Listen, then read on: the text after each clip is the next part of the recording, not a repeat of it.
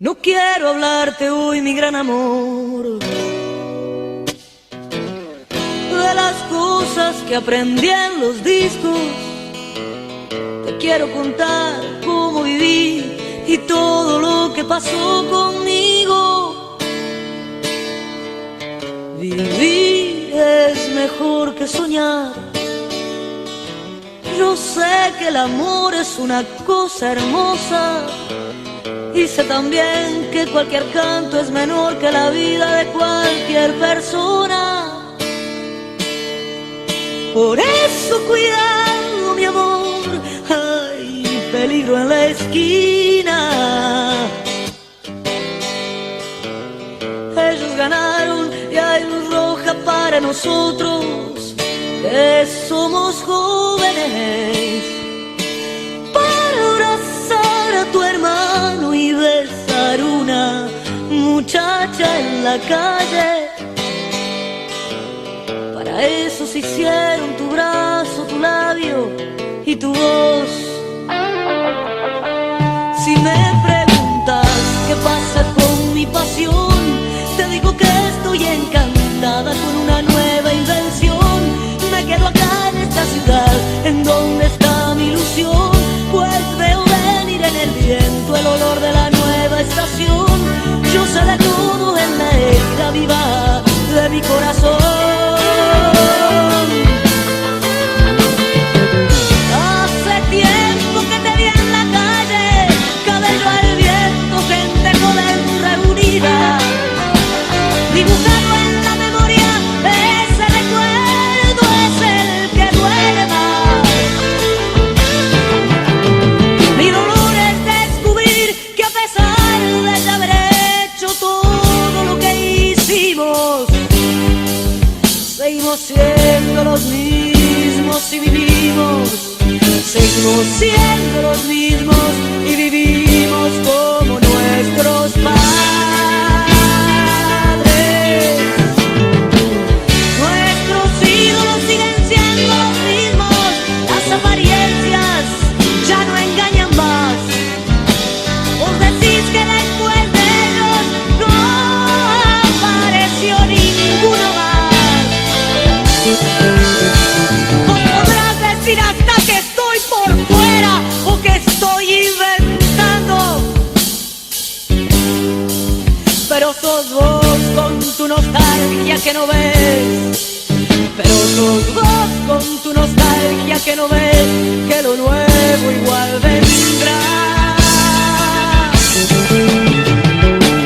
Hoy yo sé que quien me dio la idea de una nueva conciencia y juventud está en casa, guardado por Dios, contando el vil metal.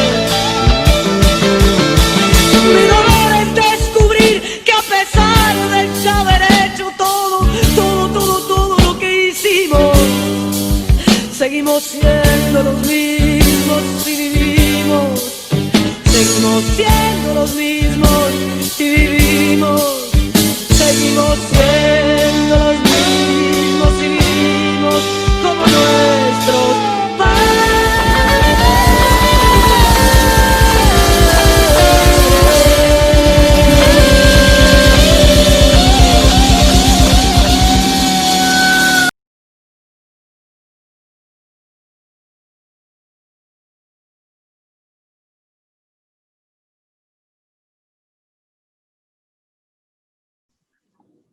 Buenas noches. A ver qué dice. Ah, ahí va. Buenas noches, compañeros. ¿Cómo están? Buenas noches, Héctor. Buenas noches, Julio. Salud, Julio. Ahora sí, estamos en vivo. Buenas noches. Buenas noches. Bueno, vamos a empezar a hablar de la época de los 90, ¿no? De la década de los 90. Yo, para mi gusto, es una década bisagra, ¿no?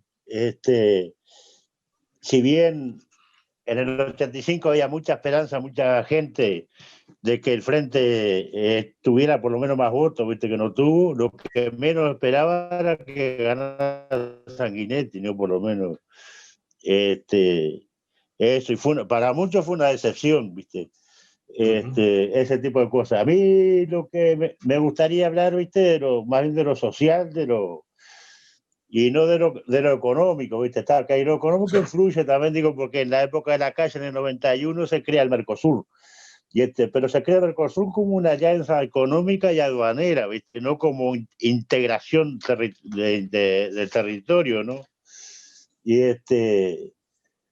Y propone combatir el déficit fiscal con menos gasto, más impuestos o más deuda pública. ¿Entendés? Que más o menos lo que propone ahora este otro, ¿no? Se aumenta el IVA en ese momento también. Se trató de fijar los aumentos salariales según la inflación proyectada, que siempre le erraban a las procesiones, ¿no? Y en el 93 no se convoca más a Consejo de Salario, que es otra de las cosas. Aparte de eso, el gobierno de la calle, que aparte de la primera década, fue el gobierno más corrupto, creo que hubo hasta ahora, ¿no? Con una corrupción tremenda. Pero está, yo que decía del entusiasmo de la gente del 85 y en el 90 se nota, ¿no? Porque en el 85 había un entusiasmo tremendo por la militancia y el frente movilizaba, había muchísima gente en las calles y en los actos y caravanas. Y eso llevó que la gente interpretara, ¿viste? Que el frente podía ganar. Pero más allá de eso, se trabajó dentro de los comités, dentro de la organización. Se le cortó. Se nos colgó. Se nos colgó el veterano. Bueno. Adelante. Ya va a salir. Sí, ya va a enganchar. Yo mucho para decir de los 90, soy nuevito, nací en los 90, me crié dentro de los 90. Ahí va a entrar de vuelta. Ahora sí. Ahora sí. Ahora ¿Te había trancado, papá? Sí, sabe que sí. Vos te decía del entusiasmo que había, ¿no? Y en los comités de base, en los grupos políticos, y socialmente se trabajaba muchísimo, ¿no? Nosotros acá en La Paz, por ejemplo, cada 15 días más o menos hacía algún festival en la coordinadora, ¿no? Y participaba mucha gente, con gente no con actores calificados, vamos a decir, de renombre, nada de eso, sino con gente del barrio, que tenía un grupito de música, un grupito de tamboril, gente que tenía títere, ¿entendés? Para los gurises, todo ese tipo de cosas así. Y hacemos finanzas de esa forma, ¿no? Pero, y bueno, se fue juntando gente a través de eso, ¿no? Porque después de ese tipo ¿de qué año me estás hablando? Seguro, de festival después había una... No, ¿de qué año me estás hablando, Julio? ¿Qué año me estás hablando? Los 90, al principio de los 90. Al principio de los 90. ¿Qué te va a decir? Ahí nosotros empezamos a militar más socialmente, ¿viste? Se creó un banco de medicamentos en La Paz, que participaban doctores, ¿viste? Como el doctor Morgan, por ejemplo, al que habíamos hecho una policlínica barrial, ¿me entendés?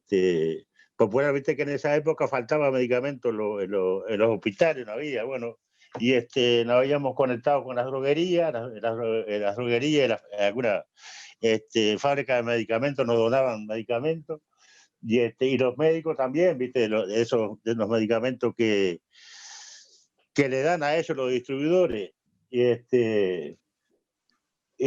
bueno, y se hizo todo ese tipo de tareas, y se empezó a trabajar y a ganar terreno en las comisiones barriales, que en esa época eran todas coloradas, ¿no? Y con personería jurídica.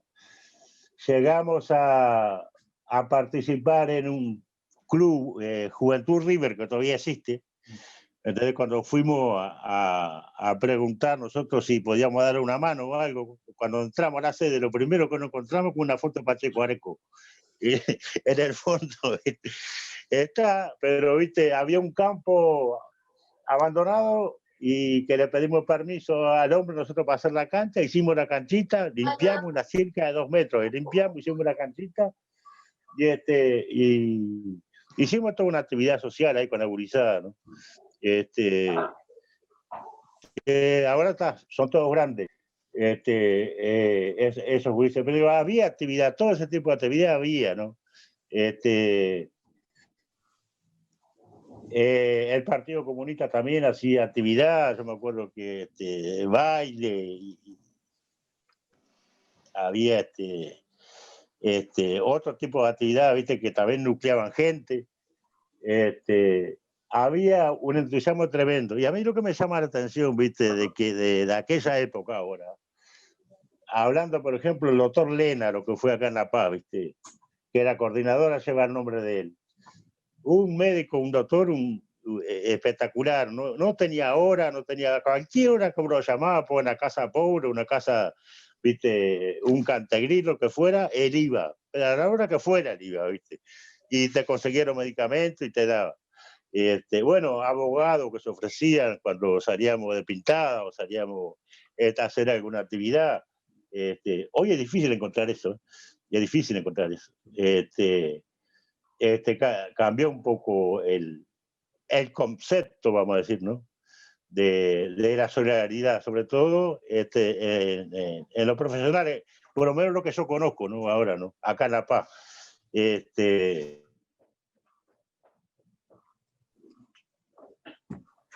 colgó de vuelta. Le trancó de nuevo. Bueno, arranco yo un poquito hasta que llegue el de vuelta, así no cortamos tanto. Bueno, mira, los 90, yo puedo hablar poco de los 90, porque yo te debo confesar que en mi militancia yo me tuve que ir del país en el 92. ¿Por qué? Bueno, a ver, en el 89 había estado el referendo de la impunidad, esa trampa que nos tendieron los líderes de la izquierda junto con la derecha, que era el producto del pacto del Club Naval. O sea, era el intento de poner un punto final.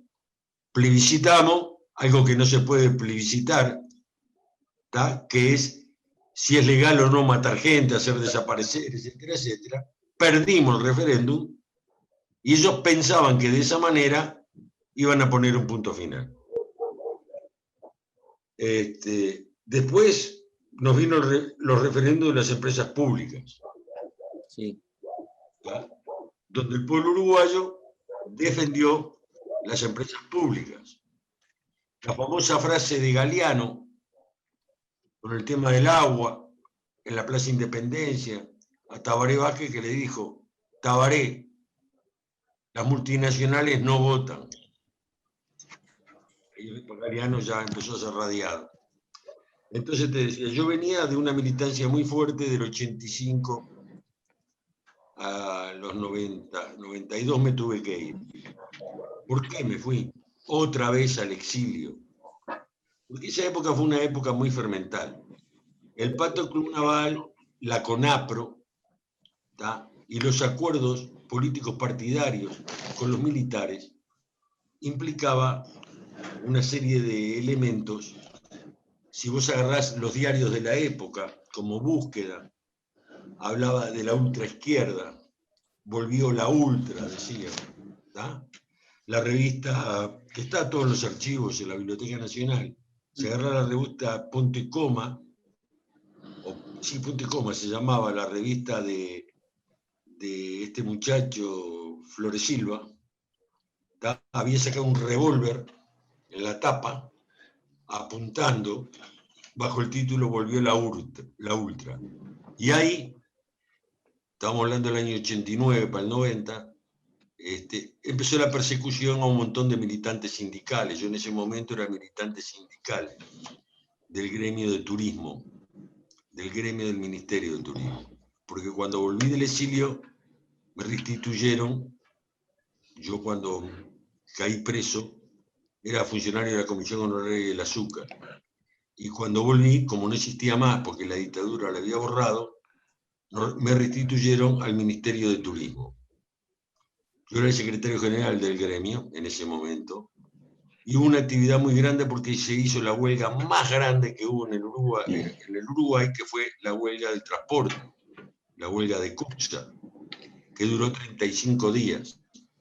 Y varios gremios y varios colectivos sociales apoyamos esa huelga más allá de lo que decía la Central de Trabajadores. La línea oficial de la Central de Trabajadores lo que quería era levantar la huelga lo antes posible. ¿Por qué?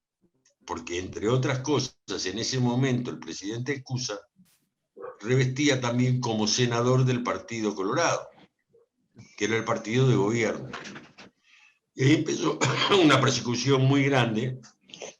Mis hijos eran chicos, mi vieja tenía ya 80 años, y la llamaban todos los días por teléfono a mi madre y le decían, por ejemplo, señora, vaya a buscar el cadáver de su hijo, que lo mataron. Y mi vieja fue a buscar mi cadáver, por ejemplo, en más de una oportunidad. Te estoy hablando de 1989, una guerra sucia. Vamos ahí nomás. A mí me llamaban y me decían, tus hijos están saliendo de la escuela. Si le pasa algo, mira, van a cruzar el 8 de octubre. Si le pasa algo a Alessandra y a Dodi, ¿qué haces? Y así sucesivamente. En aquella época nos invitaron a intervenir en un programa. El dirigente de CUSA era William Otero, el dirigente de profesores en ese momento de la UTU era Andrés Olivetti, y yo era dirigente del gremio de turismo, porque nosotros conformábamos lo que se llamó el encuentro de militantes sindicales. ¿Tá? O sea, era dentro de la central, más allá que la línea oficial de la central dijera que nosotros la queríamos romper, eso era todo mentira. ¿Tá? Lo que era sí una línea combativa, clasista, dentro de la central de trabajadores. Entonces, cuando vino la huelga de CUSA, eso logró capitalizar a un montón de militancia, capitalista, a un montón de militancia sin partido, a un montón de... ¿tá?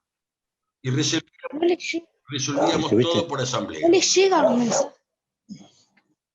¿tá? Que no les llegan Entonces, los mensajes. Por ese lado... Sí. Perdona que te corte, Héctor. Perdona que te corte. Tengo problema con el celular. Me dice que se recalienta y se me apaga, ¿viste? Todo bien, tranquilo. Por eso que se me corta cada ratito. Pero sigue hablando vos nomás, porque yo no sé cuánto dura esto. Dice recalentamiento, no puede transmitir. Era para avisar eso nomás. Entonces digo, Sí, esta es una historia que no se ha escucho. contado, esta es una historia que no se habló, esta es una historia que se escondió. Entonces un día había un programa de televisión que era el programa más visto de todo el Uruguay, el programa más visto de todo el Uruguay, que se llamaba En Vivo y en Directo. Lo manejaba, no me acuerdo ahora el nombre, un cajetilla. Entonces nos invitó a discutir previo a un paro general, pensando que nosotros le íbamos a pegar al PCNT, pensando que nosotros íbamos a discutir con el Partido Comunista o íbamos a discutir con los otros. Habían invitado en ese momento para discutir con nosotros a Telman Borges y a Groba. Cuando nosotros fuimos, Telman Borges y Groba no había querido intervenir. Y nos presentaron para discutir, que era mucho mejor para nosotros, con el que después fue vicepresidente de la República y con el que hoy es senador, que fue también diputado colorado por el departamento de Rivera, creo, que es Tabaré Viera. Y yo le llamo Lucifer. No a Tabaré Viera, al que fue después vicepresidente, que no me puedo acordar el nombre ahora, ¿cómo se llamaba? Bueno, está bien, no importa, no es importante. Y bueno, empezamos a discutir ahí, y fue una discusión muy ardua, fue una discusión muy dura. A él los asesoraba cuando apagaban y cortaban para pasar la publicidad, a él los asesoraban los servicios de inteligencia, y decían cosas sobre nosotros, la mayoría mentiras. Y en un momento, el loco me dice, pero yo también estuve preso. Y yo le dije, pare, amigo. Pare, mi amigo, usted estuvo preso por ladrón. Todo esto en la televisión. Cuando cuando prendieron las luces que terminó el programa, había bajado todo el personal del canal al plató y nos aplaudía. Eso que decía tu viejo y contaba la efervescencia que había, ¿no?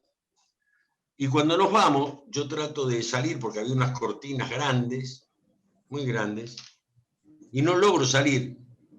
Y este delincuente que después fue vicepresidente de la República, esto está documentado en el diario El Día, que al otro día me sacó un editorial en el diario, me dijo, salí, pero vos no volvés nunca más a un canal de televisión. Dicho y hecho, nunca más volví a un canal de televisión. Eso fue el principio de 89-90. Al otro día iba a laburar, porque yo era de los dirigentes sindicales que iba a laburar todos los días, y cumplían mi trabajo todos los días, y le sacaba horas al sueño para militar sindicalmente.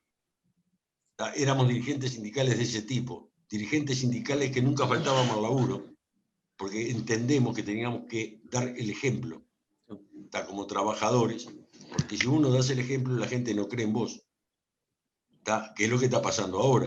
Entonces nosotros no faltábamos al laburo, no nos tomábamos horas gremiales. Si había que hacer una reunión de la dirección del sindicato, no la hacíamos en hora de laburo, la hacíamos a la mañana temprano o a la noche. Ese es un método sindical que se perdió. Hoy tenés dirigentes sindicales que salen todos los días en los diarios, en la televisión, que algunos de ellos hace 10 años que no pisan su puesto de trabajo. Sí. Entre ellos el presidente del PCNT. Sí. Entre ellos el presidente del PCNT. Para decirte uno, te podría seguir nombrando, pero bueno, dejemos pasarlo. Sí, hay varios que viven de eso. Exacto, ¿no? Y de los viajes, y los viajes a Israel, y patapín y patapán. Entonces, en los años 90, existía eso, existía la represión, una represión velada, una represión que no se nombraba, pero existía. Y en el 92 fueron tantas las amenazas que yo un día salía de una reunión y venía caminando por la calle, ¿cómo se llama? Maldonado, agarré por Maldonado y subí por Julio Herrera.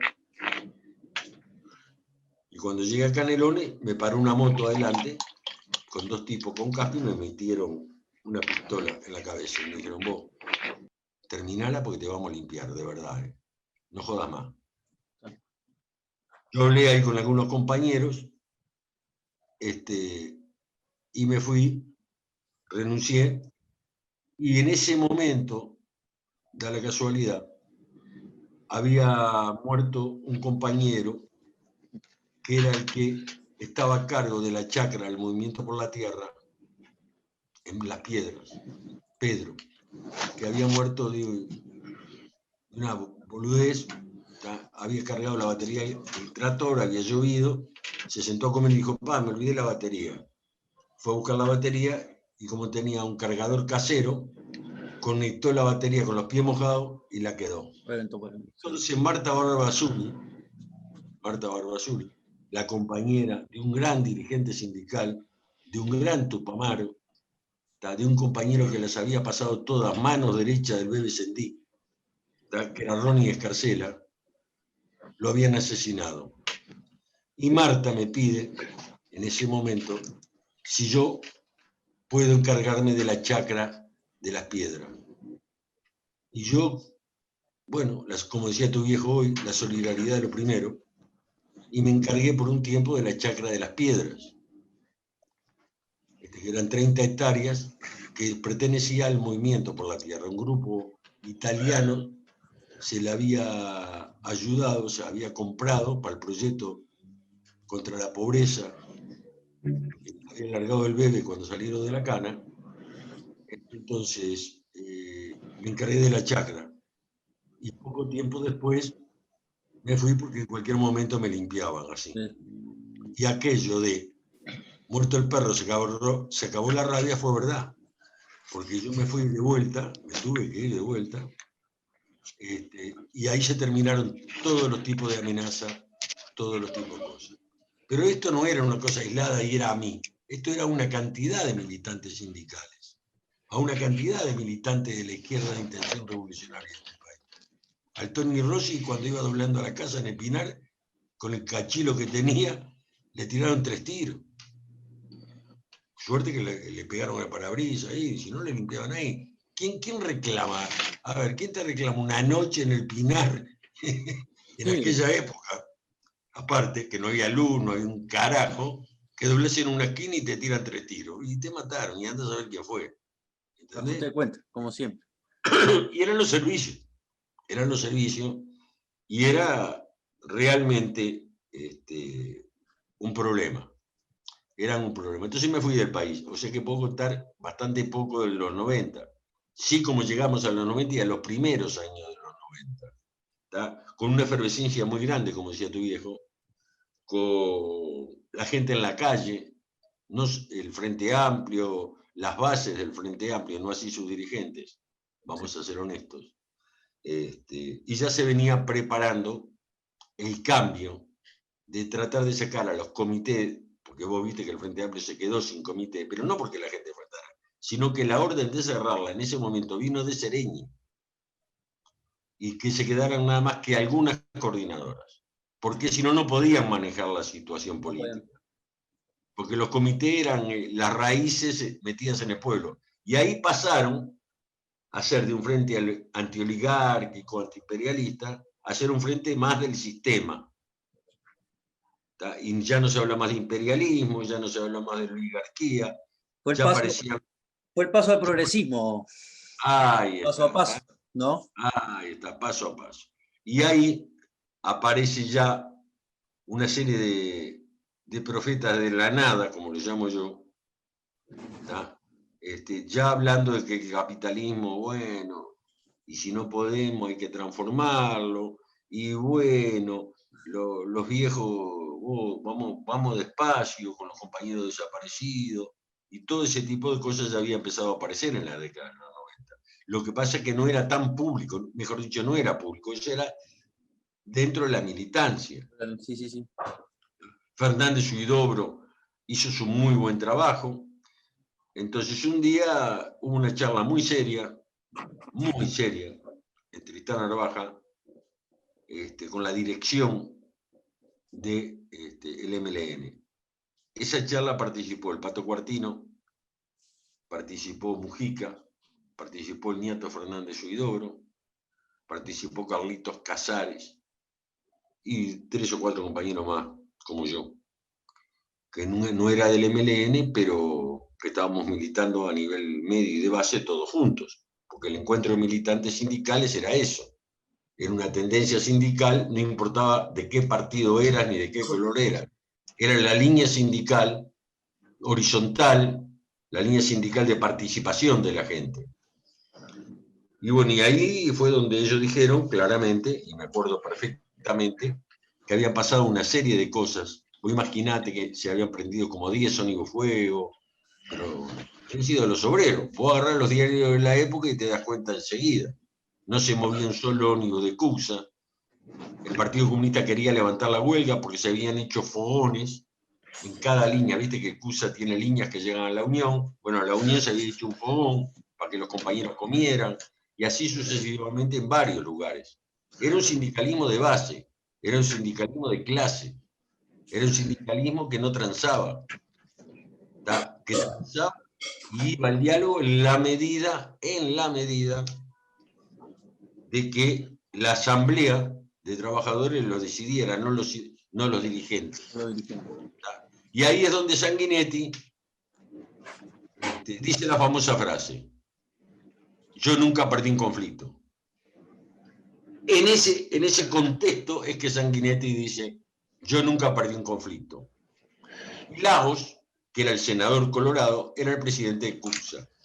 Entonces, el gobierno le financió la huelga a CUPSA, porque CUPSA no podía perder en aquel momento $2 millones diarios prácticamente. Estaba perdiendo y la huelga duró 35 días. ¿Tá? Porque el gobierno dijo: nosotros bancamos y estos hijos de puta. ¿Tá? Y después llamaron a los dirigentes de la izquierda y le dijeron: vos paren a esto.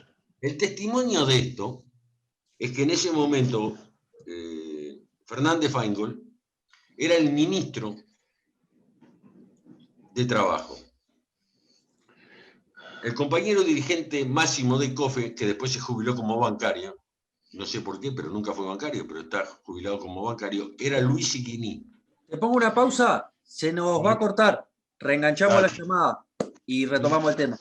Por los 45. Aprovecho y apago un poquito porque se me recaliente y se me apaga. Dale, Dale. Ya reenganchamos. dale. Dale. Yo me quedo acá esperando.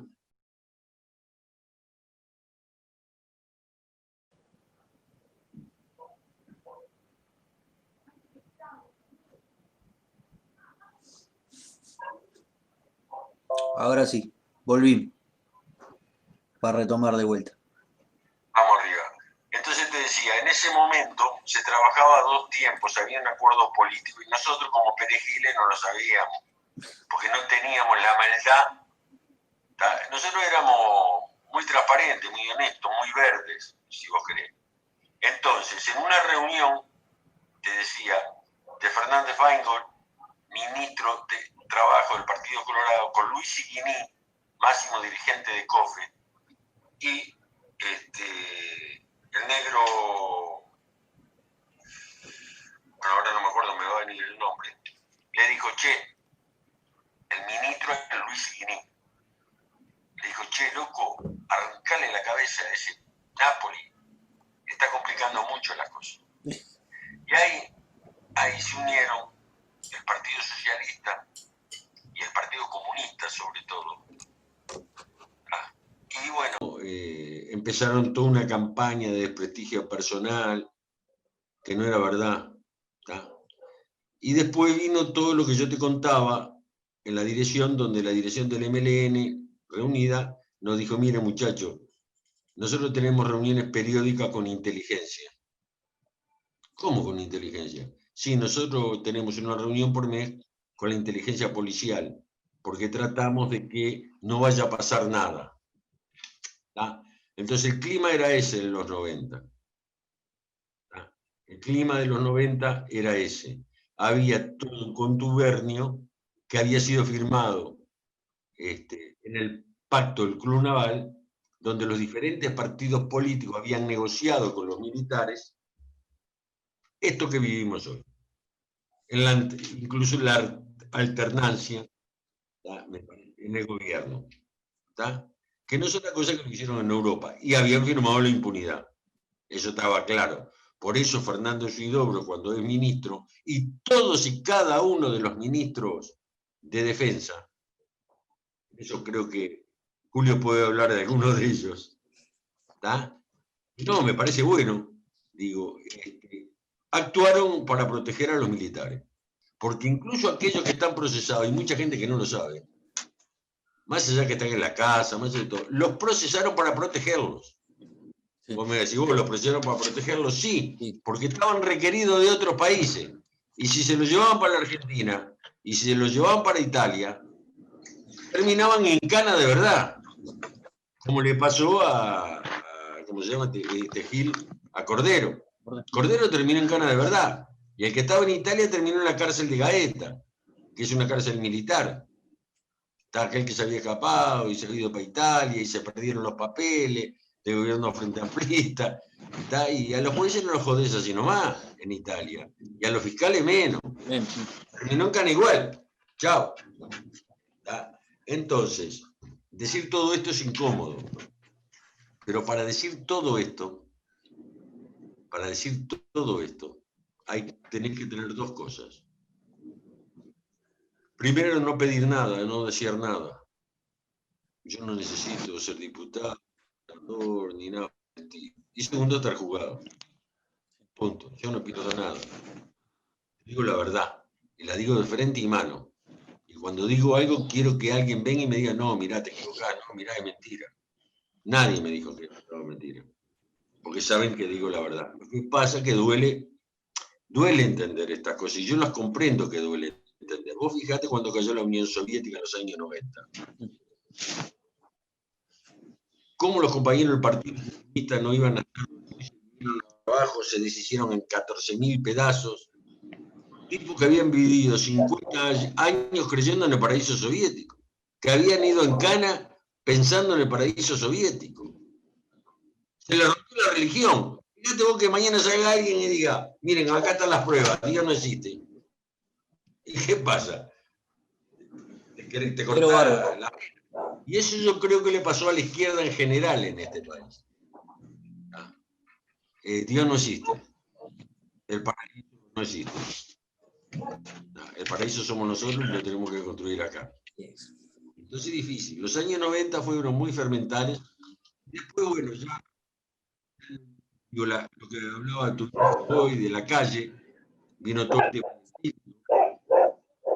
bajo el gobierno de la calle, se aumentó el IVA, se le pusieron los impuestos a los salarios, ya empezó toda una debacle de carácter general que desemboca en la gran crisis del 2002 y en el 2005 gana el Frente Amplio. Yo estaba en Europa en ese momento. Mi compañera de Uruguay me llamó y lloraba, como lloraban una cantidad de compañeros de izquierda emocionados que había ganado el Frente Amplio. Creyendo que los dirigentes iban a hacer lo que habían dicho. Creyendo lo que... Está bien creer. Hoy llegamos a esto. Bueno, ahí les hago un paréntesis a ustedes que capaz que lo pueden explicar un poco mejor, digo, porque yo hay cosas que no la... que por más que yo trato de ser objetivo en todo, ¿no? Digo, no tirar ni para un lado ni para el otro, trato de ser lo más objetivo posible, escuchando todas las campanas, para sacar una conclusión. Por lo menos yo trato de formarme así. Y hay mucha disputa dentro de lo que es la izquierda, y mucha gente como ustedes, ¿no? De la edad de ustedes que militaron para la izquierda en su momento, en la formación de lo que fue el Frente Amplio, lo que fue la izquierda, de los movimientos sociales que habían, que eran muy grandes, tienen ese desencanto hacia la fuerza política de izquierda que tenemos hoy, que es el Frente Amplio, ¿no? La mayor fuerza de izquierda que tenemos, hoy por hoy es el Frente. Te equivocás. La mayor fuerza socialdemócrata bueno, sí. y social liberal es el Frente Amplio. Bueno, el Frente Amplio, al aceptar la economía de mercado. A ver, la socialdemocracia, que nació antes que el Partido Comunista, sí. El planteo de ellos es que dentro del capitalismo se pueden atemperar lo que se llama la lucha de clases y se pueden gestionar. Y es verdad, lo han hecho hasta cierto grado, pero nosotros somos un país capitalista dependiente, lo que poca gente escuchó, porque no pudo escucharlo, o lo que lo escucharon no entendieron, que Tabaré Vázquez lo dijo clarísimo. En el primer gobierno de Tabaré Vázquez, cuando se dijo, somos social liberales. Fíjate vos lo que dijo, está escrito el discurso. Somos social liberales, con un ojo, somos liberales, con un ojo en lo social. Te estaba diciendo el tipo, yo soy un liberal, yo creo en la propiedad privada, yo creo en la economía de mercado.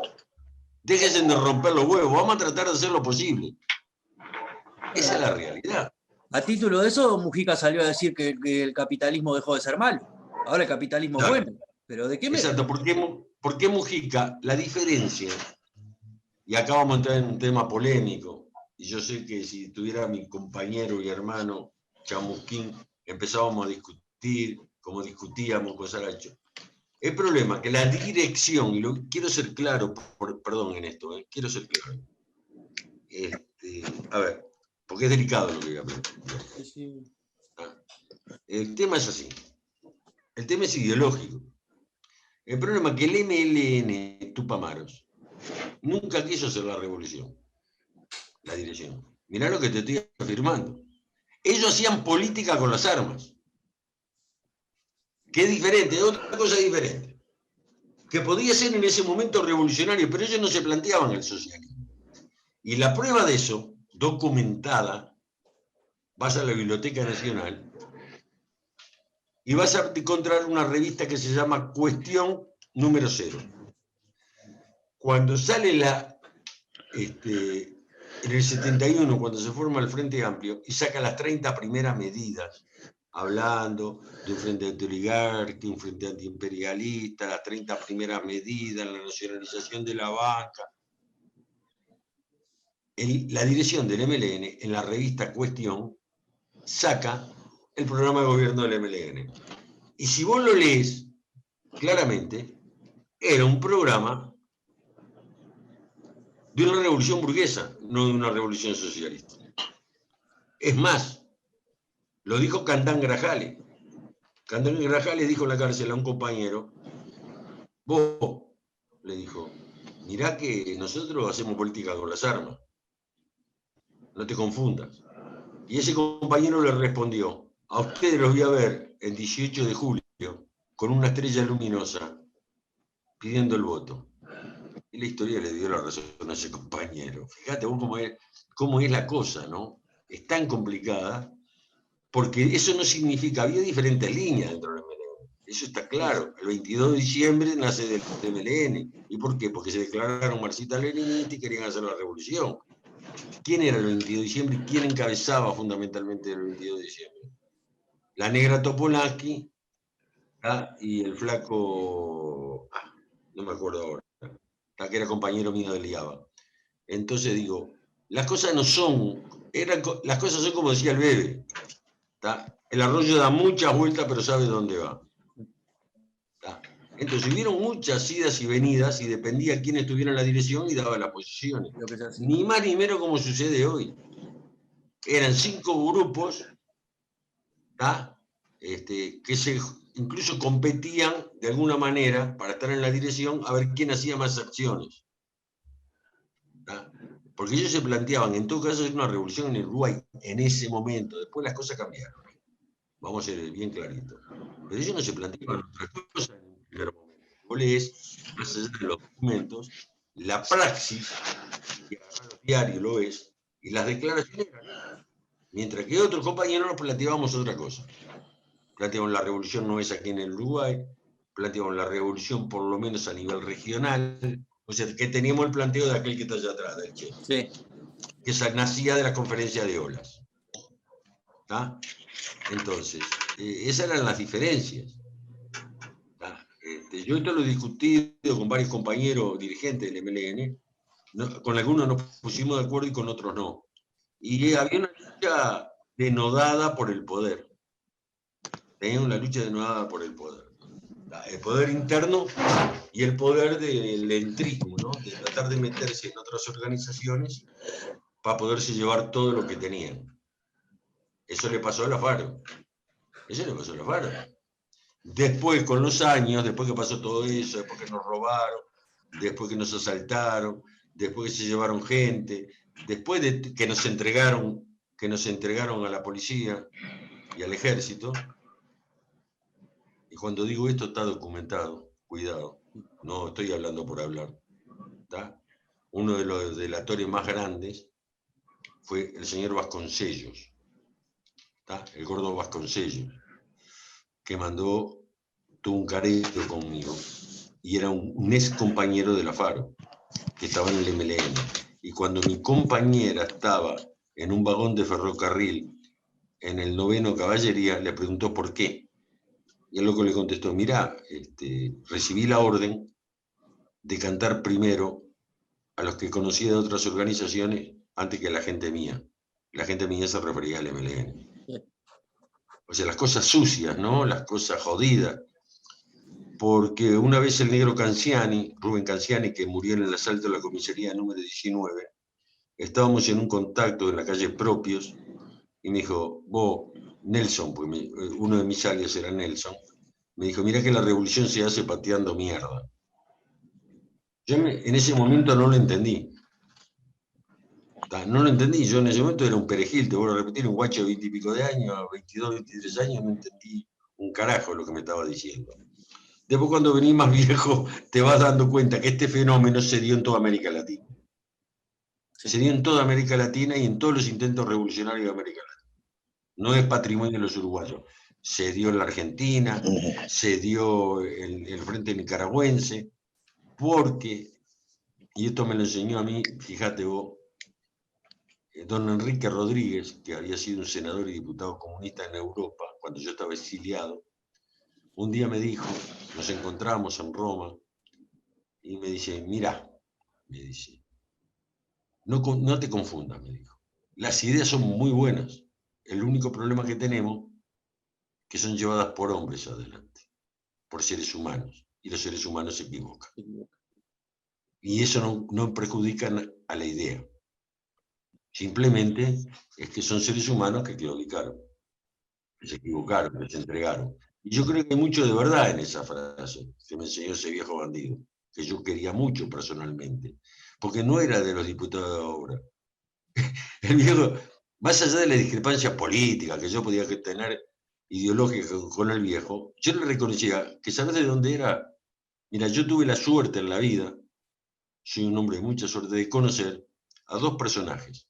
A la primera mujer, que nadie la nombra, senadora, la primera senadora comunista de toda América Latina, doña Julia Arévalo. ¿Sabés qué era doña Julia Arévalo? Costurera. Y después de que dejó de ser senadora, ¿sabés lo que hacía? Cosía para el barrio.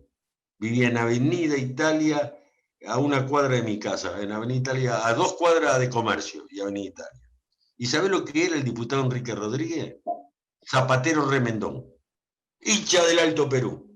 Vos ibas a la cancha del Alto Perú y el viejo estaba en zapatilla, camiseta y gritando, la puta que te parió, fue ladrón, y tomaba mate. Esos eran los diputados de una época. Los diputados de hoy, por favor. Los diputados de hoy, yo no digo que se deba hacer así, simplemente digo que eran diputados del pueblo, gente jugada, mal o bien, podías discrepar o no, pero fueron los que fundaron el Frente Amplio. Ariel Collazo, uno de los que fundó el Frente Amplio, Michelini, el viejo, la gente del Partido Comunista, Héctor Rodríguez, y te podría seguir nombrando esa camada de dirigentes de la izquierda uruguaya, que son históricos, y que se la jugaron, punto, no hay más.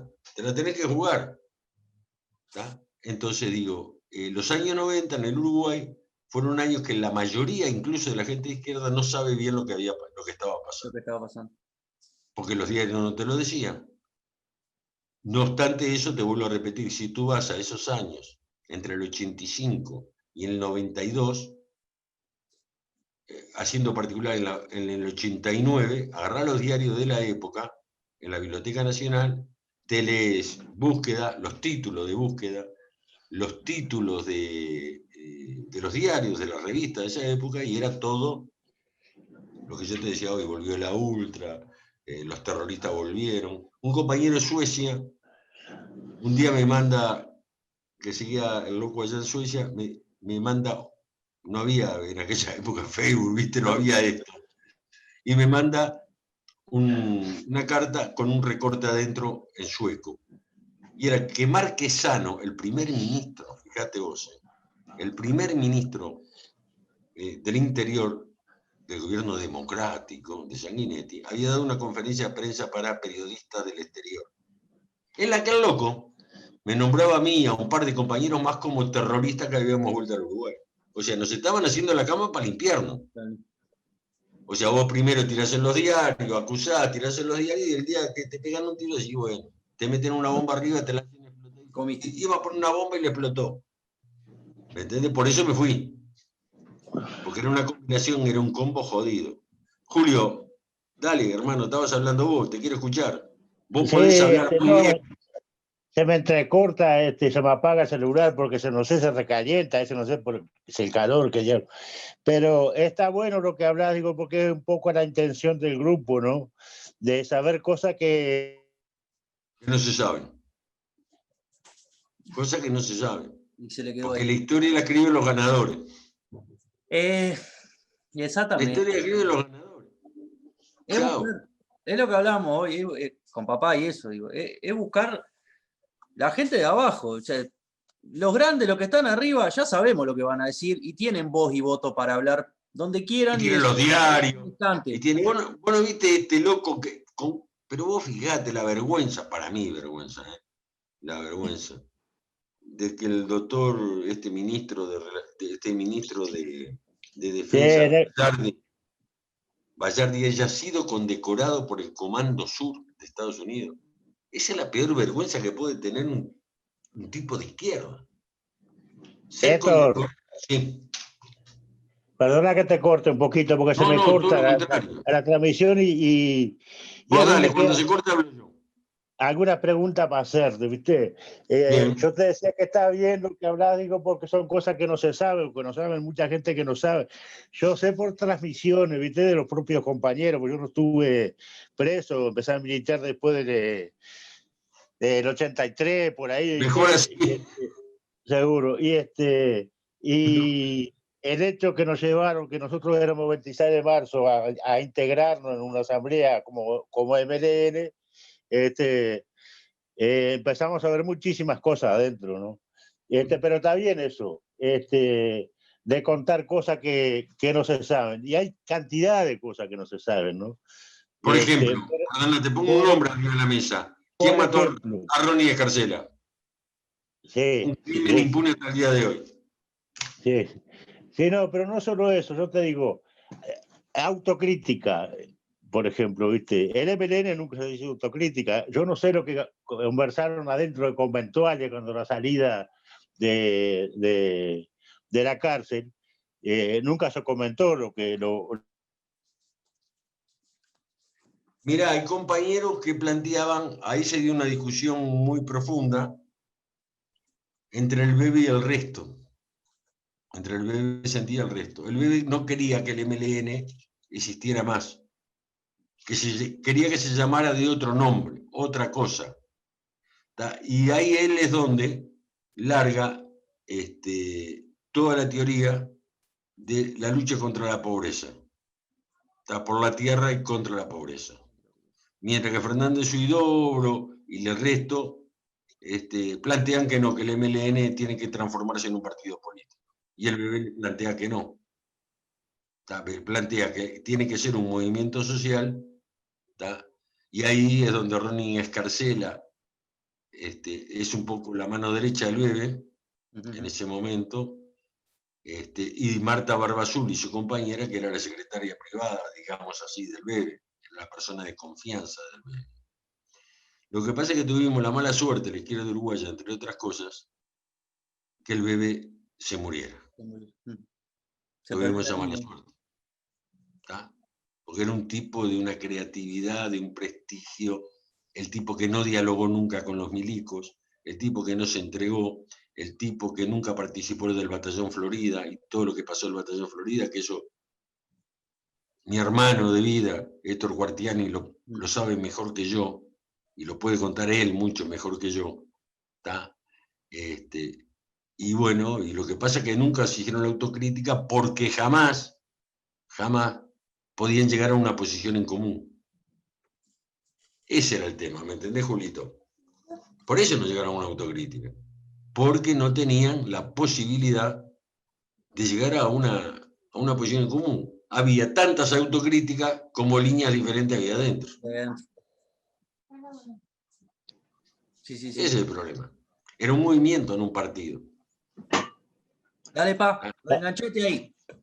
Sí, vos, te decía eso lo comentó. Y viste la admiración que existía por los peladitos en esa época. Había gente que se esperaba para parecerse a los presos políticos, ¿no? Había una admiración tremenda con eso.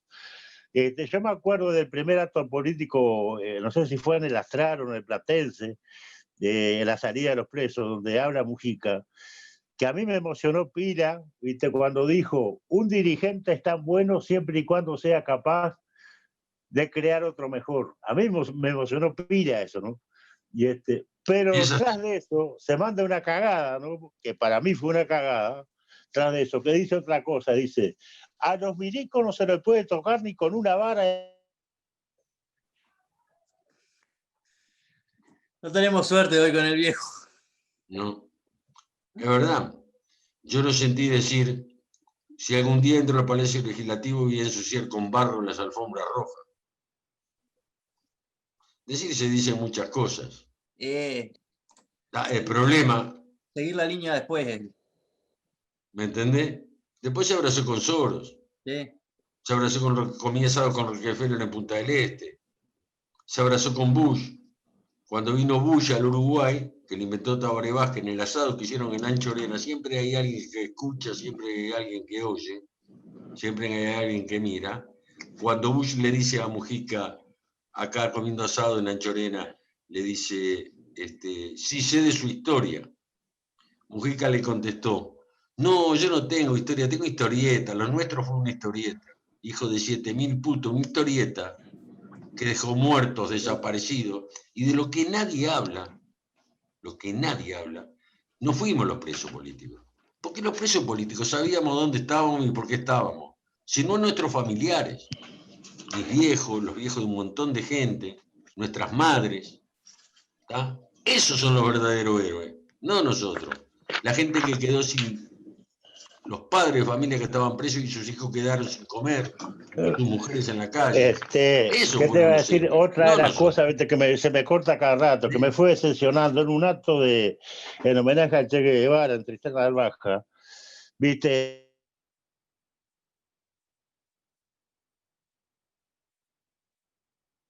Pero no lo deja ni hablar. A ver si... Voy, si cortamos y arrancamos otro día. Sí, me parece Como que digo, va a vos ser... sos el que mandás. Voy a ver si puedo hablar con la enana para que le arregle algo ahí. Que le preste ella para el otro. Enganchamos el otro porque no va... Te digo porque, escuchame, si no hablo yo solo. No, obvio, no. Igual, Héctor, bienvenido es que hable porque... No, lo sé, pero a mí me gustaría que pudiera hablar tu viejo, ¿me entendés? Sí, obvio. Tiene mucho para contar de esa época. Estamos acá y lo seguimos mañana o pasado, cuando vos digas, es mejor, me parece, ¿no? Sí, obvio. Él dice en el acto ese, la deuda externa, dice, vamos a hacer como que la pagamos y no la pagamos nada. Y no, esto es deshonestidad, o la pagamos o no la pagamos. ¿Viste? Entonces yo empiezo a ver cosas raras, ¿viste? En ese tipo de cosas. Y después se van concretando con el tiempo, ¿no? Ya me empecé a dar cuenta, viste, que dentro del MNN había mujiquista y bebista, ¿no? Habían ese tipo de división adentro. Y bueno, Rosadilla hablando con nosotros una cantidad de veces por no estar alineado a la línea de Mujica, ¿viste? Nosotros siempre protegiendo la línea nuestra, ¿no? No hay vuelta. Bueno, muchas gracias, muchas gracias, Héctor. En otra te vamos a volver a molestar. Porque no, para mí es un placer charlar con los compañeros, vos, en serio, te digo, no pasa nada, a mí lo que necesites. Te vamos a volver a molestar. Vamos a ver si podemos arreglar eso del viejo, vos. Sí. ¿Qué le pasa? ¿Le falta computadora? ¿Qué le pasa? Se le recalienta el celular, dice. ¿Y por qué no transmite con computadora? ¿No tiene? No tiene. Bueno, vamos a conseguirle una, vos. No tiene allá. No tiene computadora, está bien. Vamos a ver si conseguimos una. Se le recalienta el celular. Se calienta. Bueno, está. Bueno, viejo, no te calenté. Sí. No te calenté. Cerramos y reenganchamos después en otra. Yo hablo, vemos a ver cómo podemos solucionar ese tema. ¿Te parece? Dale. Sí. Julio, un abrazo, Bueno. Un abrazo, hermano. Dale, nos vemos. Yo después, cuando me llegue eso de los compañeros del exterior, te lo paso inmediatamente para que me des tu opinión. ¿Tá? Y se lo pasamos a tu hijo y a Chamusquín. Ahí está. Y ahí vemos. Dale, tranquilo. Vamos, un abrazo, Pelado, nos vemos. Bueno. Salud, hermano. Bueno. Y arriba los que luchan, Siempre arriba. Pues muchas gracias a los dos por participar nuevamente. Como dijimos recién, los vamos a volver a llamar en otra, porque hay muchos temas para hablar con ustedes y con otra gente que se quiera sumar. Que también vamos a eso, ¿no? Que nos escuche, o el que quiera, que se pueda sumar a hablar y a contar la experiencia del lado de cada uno. Digo, porque nadie es palabra estándar. Todos vivieron cosas distintas. Digo, y un poco es formar de las opiniones de todo el mundo, bien lo que pasó, o tener una idea un poco más concreta y no un lineamiento general que fue el que nos pusieron, ¿no? Digo, exacto, la versión oficial. Exactamente. Digo, escucharnos entre nosotros, los de a pie que somos los que en realidad llevamos las cosas adelante. Porque es como vos decís, sin lucha no hay nada. Y si no nos juntamos Yo entre lo nosotros que, para poder hacer algo, nadie yo te lo va que a venir quería a decir, regalar viste, nada. que Sea del partido que sea.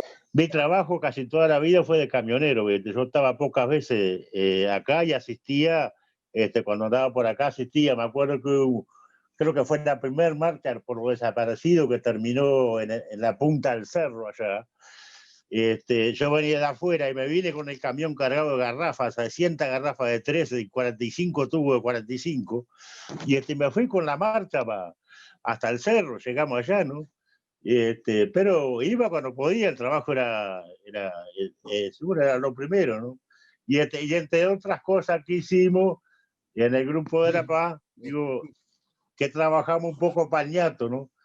Porque hicimos 2 denuncias con número de teléfono, con todo. Una fue de los robos de contenedores en la aduana, la gente que estaba implicada, los prefectos, cómo se sacaban los contenedores, se rellenaban con el mismo peso con arena, se sacaba la mercadería. Nombre, dimos todo nombre. Y el otro, el tema de Río Gas, que Toda la yo vida trabajaba pasó. en Río Gas cuando eso. De las boletas negras, ¿no? Porque hay toda una cuestión, la garrafa que vos devolvés nunca.